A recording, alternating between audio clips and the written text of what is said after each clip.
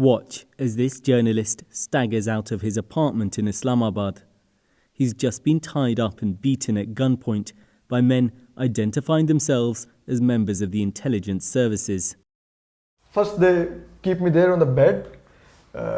They hit me a few times. The victim, Asad Ali Tor, reports critically on Pakistan's government and its powerful security service, the ISI, though they've denied involvement. He followed me inside and he had a pistol on my head and he said, "I am ISI." He started beating my elbows with full force with that pistol. I tried to shout, but I cannot because my face was tired. I tried to move, but I could not move because my arms were tired. Pakistan is now a much more stable country than it was, say, a decade ago. But human rights groups say it's also becoming a more authoritarian one. They blame the current government as well as Pakistan's military, which many believe exerts a powerful influence from behind the scenes on how this country is run. Prime Minister Imran Khan has denied there's any clampdown on freedom of expression, and the army denies interfering in politics. But prominent critical figures face very real threats. This commentator was rushed to hospital after surviving a shooting by an unknown gunman in April.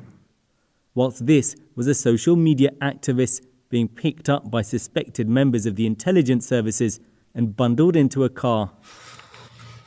They dumped him 2 weeks later after torturing and interrogating him. Shafiq tells me his abductors questioned him about social media posts criticizing the government and military. What you write on Facebook and Twitter, who's really behind it, they asked. Who's funding you? No one, he replied. But they refused to listen. My greatest hope is for peace. Even fleeing the country is often not enough. Gulala Ismail had won awards for her activism. But after joining a movement criticizing the army's human rights record, threats forced her to seek asylum in America. Her elderly parents, still in Pakistan, now face terrorism charges.